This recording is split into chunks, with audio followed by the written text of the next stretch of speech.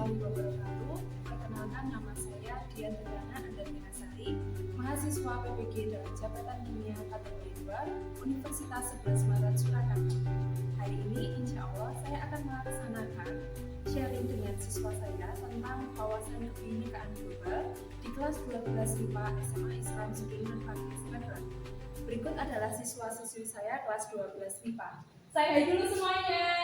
Assalamualaikum warahmatullahi wabarakatuh. Waalaikumsalam warahmatullahi wabarakatuh. Selamat siang anak-anak. Selamat. Bagaimana PAS-nya? Berjalan lancar? Alhamdulillah. Bisa semua ya? Oke, semoga hari ini PAS-nya semuanya bisa maksimal sesuai dengan apa yang sudah kalian bisa harapkan. Nah, hari ini Budian akan sharing tentang wawasan kebinekaan global. Tapi sebelumnya kita berdoa bersama dulu. Silakan ketua pimpin dulu untuk berdoa. Doa mulai.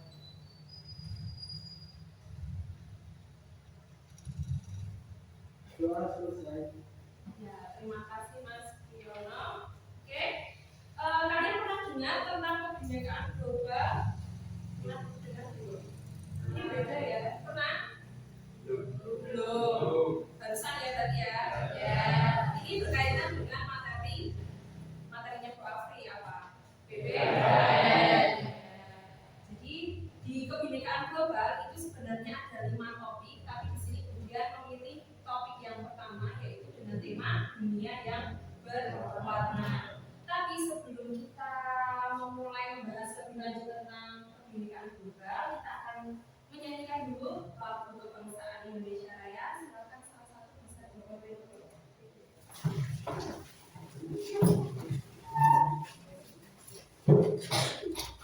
Hiduplah Indonesia Raya semoga Indonesia tanah airku, tanah tumpah darah. Di sanalah aku berdiri, jadi pandu ibu. Indonesia kebangsaanku, bangsa dan tanah airku. Marilah kita bersatu, Indonesia bersatu. Hiduplah tanahku, hiduplah negeriku, bangsaku, rakyatku semuanya. Bangunlah jiwanya, bangunlah badannya untuk Indonesia Raya. Indonesia Raya, merdeka, merdeka, tanahku, negeriku yang ku cinta. Indonesia Raya, merdeka, merdeka, hiduplah Indonesia Raya. Indonesia Raya, merdeka, merdeka, tanahku, negeriku yang ku cinta. Indonesia Raya, merdeka, merdeka, hiduplah Indonesia Raya. Baik, terima kasih. Silakan kembali.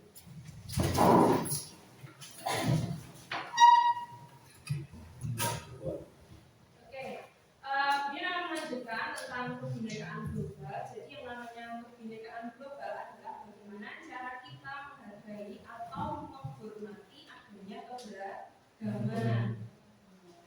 Nah, nanti setelah mempelajari topik pertama ini, kalian diharapkan bisa yang pertama memahami pentingnya menerima perbedaan. Kemudian yang kedua, nanti diharapkan kalian bisa menganalisis jenis-jenis kerentanan dan juga implikasinya terhadap kebinekaan. Implikasi itu apa? Akibatnya. Ya, kemudian yang terakhir adalah nanti diharapkan kalian bisa memberikan contoh lewat tindakan praktek kebinekaan. Tapi sebelumnya Budian mau tanya dulu nih, silakan nanti yang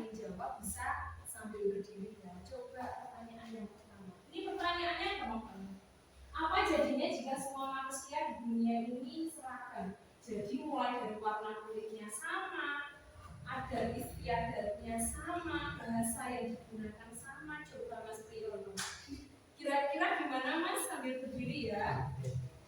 Kalau misalnya semua manusia di dunia seragam, kira-kira gimana? Kira-kira menurut saya kalau di dunia ini seragam Gimana? Asik nggak? tidak asik. Oh tidak asik. Selain itu apa lagi? Selain nggak asik apa? Nah, tidak bisa membedakan. Terus apa lagi? Selain nggak asik, tidak bisa membedakan karena semuanya sama ya. Terus apa? Berarti ada keberagaman tidak? Tidak ada. Kalau misalnya semuanya sama. Dan sekarang coba Budian minta tolong pertanyaan kedua. Dijawab sama Mbak Dewi coba. Yang kedua, kamu pernah terpikir nggak kalau misalnya dilahirkan kembali, pengen nggak terlahir di bangsa yang lain atau negara yang lain? Kalau misalnya iya, kira-kira terlahir di negara mana? Kalau misalnya tidak, alasannya kenapa? Sambil berdiri, coba. Pengen jadi orang bule di Rusia atau tetap di Indonesia lokal seperti itu? Oh, pengen di Indonesia saja. Kira-kira kenapa alasannya? Indonesia kenapa? Oh, Indonesia itu unik dan kaya akan keberagaman. Ternyata Dewi kalau misalnya ingin dilahirkan lagi tetap ada di Indonesia. Oke. Nah, sekarang yang terakhir coba Mas Dani. Menurut Anda, apakah dunia saat ini damai-damai saja atau sebaliknya? Sambil berdiri, kira-kira damai atau enggak? Kalau menurut saya dunia saat ini sedang tidak baik-baik saja. Oke, kalau perasaanmu gimana? Oke, dunia ternyata sedang tidak baik-baik saja. Kalau misalnya kalian perhatikan di negara Muslim, tahu yang sedang perang gimana? Nah, Palestina itu dari dulu sampai zaman sekarang tetap masih perang ya. Berarti Indonesia dan juga negara Muslim lainnya harus mendukung. Nah, sekarang coba kalian perhatikan di sini ada gambar apa? Peta dunia. Jadi sejak dulu manusia itu berimigrasi dari tempat asalnya ke tempat baru untuk mencari kehidupan yang lebih baik. Misalnya kita ada di sini ya di Indonesia di bagian bawah, kita akan berimigrasi ke berbagai macam benua, mulai dari benua Asia, Eropa, Australia, Afrika dan lain sebagainya. Apalagi dulu di zamannya Pak Soeharto juga ada istilah yang namanya transmigrasi. Jadi yang paling padat kan pulau apa? Jawa. Disebar ke mana? Ke Kalimantan, ke Sumatera ya biasanya ya, pulau-pulau yang masih tidak terhubungi. Nah, kalau misalnya kalian perhatikan di sini selama berabad-abad manusia dari berbagai ras dan bangsa itu hidup berdamai dengan damai. Nah, tapi bagaimana sih caranya agar kita itu bisa hidup berdampingan dengan damai? Di sini kalian harus memahami 5 buah konsep. Konsep yang pertama adalah kita satu kesatuan yang berbeda. Jadi kemarin waktu Budian dapat materi kuliah ini ya di YouTube ini itu Jepang sendiri siapa kalian masih tahu? Kalau misalnya dilihat dari wajahnya, kira-kira apakah Mbak Najwa Shihab itu 100% orang Indonesia murni darahnya? Ada campuran. Kalau dilihat dari face-nya, kira-kira orang mana campuran mana? Belanda. Selain Belanda, mana Mas Agus? Cina. Terus apa lagi? Tadi ada Belanda, Cina, dan pasti ada Indonesianya ya. Kalau dilihat dari hidungnya biasanya dari keturunan Arab. Ternyata kalau dengan menggunakan tes DNA, Najwa Shihab itu tidak 100% orang Indonesia. Tidak ada yang namanya orang Indonesia 100% murni. Pasti ada gabungan-gabungan dari bangsa yang lain. Ternyata ketika beliau itu sudah melakukan tes DNA, yang paling banyak itu adalah dia keturunannya Arab dan juga Chinese Cina. Ya.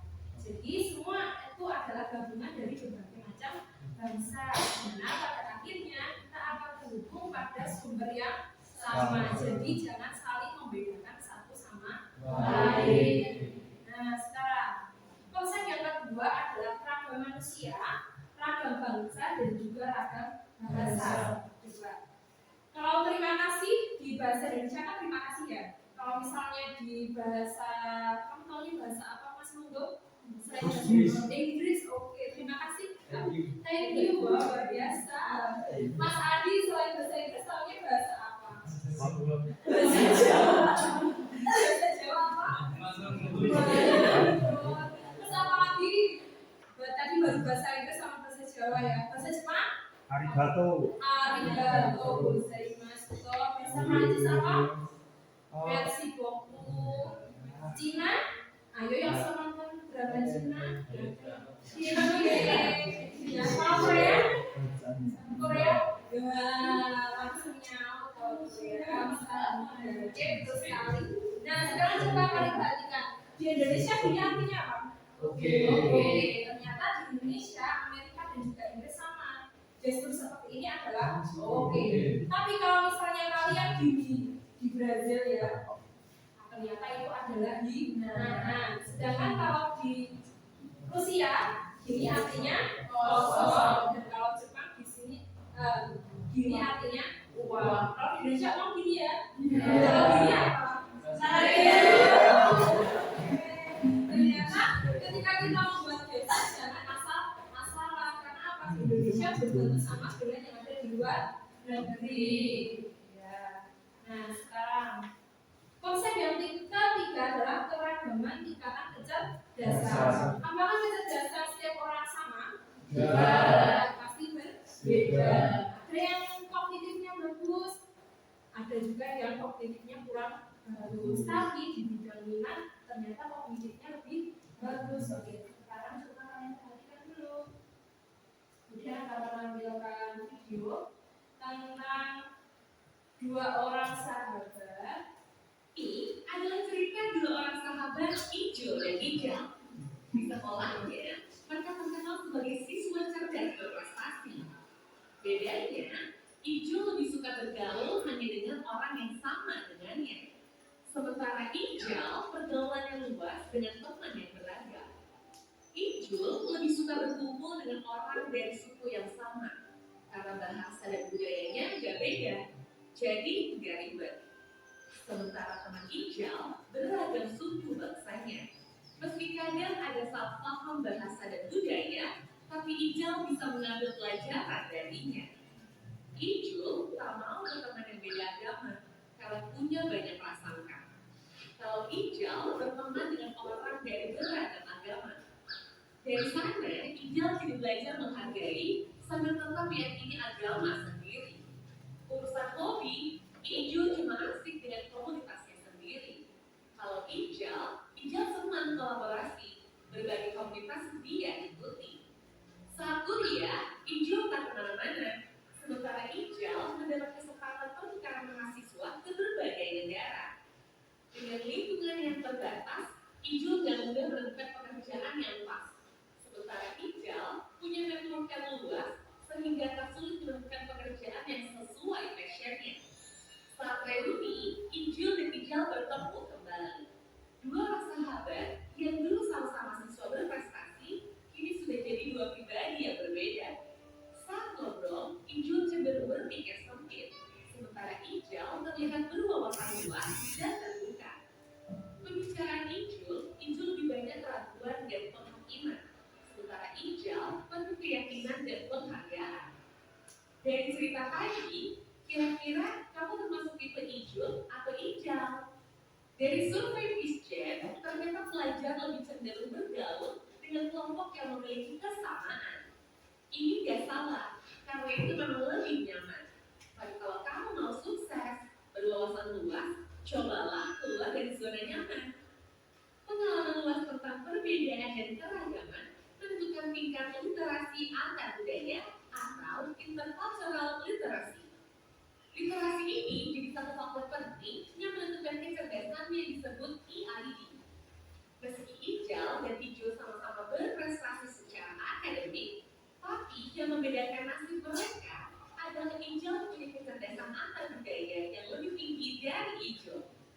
Jadi, kalau kamu mau sukses, gak cukup dengan cerdas akademik, tapi kamu harus berani bersikap terbuka, bergaul dengan orang yang berbeda.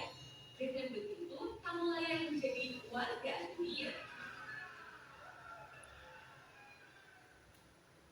Oke, tadi ada dua orang sahabat, namanya siapa? Ica. Ica dan Najun. Ya. Nah, kalau misalnya kalian perhatikan di dua orang ini yang membedakan apanya? Apa? Sikapnya bagaimana? Yang Ica lebih apa? Terbuka atau tertutup? Ica yang terbuka. Ica itu yang pakai kacamata ya. Oke.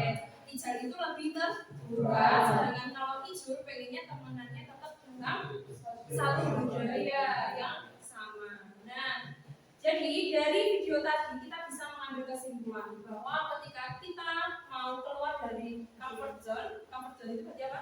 Zona nyaman. Insya Allah bagaimana? Pola pikirnya kita berubah nggak? Berubah. Kita menjadi lebih terbuka dan juga wawasannya pasti akan lebih luas. Kalian dari TK sampai SMA apakah dipakai terus atau SMP-nya pernah gimana? Dipakai terus ya. Oke, besok go internasional ya. Amin gitu. Amin. Jadi Budian harap ketika nanti kalau kalian lulus dari sini, entah nanti kalian mau kerja atau melanjutkan kuliah, silahkan cari pengalaman di luar kota. Seperti itu. Ya minimal Jawa Tengah lah, yang paling dekat lah. Gitu. Soalnya apa? Benar-benar akan membuka mindset kalian. Jangan sampai circle pertemanan kalian itu hanya orang-orang pasif saja seperti itu. Tapi ditambah, oh jadi temenan sama orang Jogja, orang Banjarnegara, bahkan kalau bisa orang luar negeri juga seperti itu. Karena apa? Itu benar-benar akan mengubah mindset berpikir kita. Ya. Dulu Budian juga kayak itu, terbiasa dari TK sampai SMA di Magelang. Kemudian ketika lulus SMA saya memutuskan untuk keluar kota. Ternyata saya kaget karena dalam satu kelas yang dari Magelang hanya saya, yang lainnya itu dari Ngapakers. Jadi orang-orangnya itu menggunakan bahasa Ngapakers. Ya, mana biasanya Ngapak? Sukabumi. Terus mana? Cilacap dan teman-temannya itu ya, pokoknya saya pusing. Mereka tuh ngomong apa saya nggak paham. Tapi lama-lama ya udah. Oke. Nah, konsep yang keempat itu adalah tentang kerentanan. Rentan itu artinya apa? Rentan itu biasanya mudah sakit toh. Nah, kalau kerentanan berarti apa? Sesuatu yang bagus atau tidak? Tidak. Oke. Nah, ternyata dari hasil studi di universitas diperhatikan, separuh responden di banyak negara Eropa merasa terancam oleh para pendatang atau kaum imigran. Kira-kira kenapa kok merasa terancam? Mungkin bisa jadi karena apa? Lapangan pekerjaannya nanti pasti akan lebih menyempit, ya enggak? Kalau misalnya kedatangan kaum pendatang. Kemudian di Amerika Serikat ternyata terjadi peningkatan tindakan intoleran. Intoleran itu berarti apa? Tidak adanya toleransi, seperti kasus diskriminasi terhadap warga kulit hitam dan juga kekerasan terhadap warga keturunan Asia. Jadi mereka itu pengennya di Amerika Serikat itu adanya juga orang-orang kulit putih, rambut pirang dan sejenisnya seperti itu ya. Nah, kemudian di sini terus bagaimana Bu kunci sukses untuk hidup di abad ke-21? Abad ke-21 itu kapan sih Bu? Abad ke-21 itu berarti mulai dari tahun 2001 sampai tahun berapa? Berapa? Iya, betul sekali. Nah, sekarang kunci suksesnya apa? Kunci suksesnya 4 saja. Yang pertama, kita harus apa? Kreatif. Kreatif itu berarti apa? Berani apa? Berani tampil beda, terus apa lagi? Berani membuat gagasan baru. Jadi kita harus pintar melihat peluang. Kemudian yang kedua adalah komunikasi. Apakah komunikasi hanya bentuknya lisan? Tidak, bentuknya bisa juga tertulis. Komunikasi itu penting atau tidak? Penting, karena tidak semua orang dukun ya. Jadi kita harus berkomunikasi agar orang tahu dengan apa yang kita pikirkan. Seperti itu. Dan juga Kemudian yang ketiga adalah berpikir kritis. Jadi model pembelajaran di sekolah zaman sekarang adalah diharapkan menggunakan model pembelajaran yang bisa membuat siswa berpikir kritis, yaitu siswa diberikan berbagai macam permasalahan dan juga kalian yang akan menentukan solusinya. Dan yang keempat adalah kolaborasi. Kolaborasi itu berarti apa?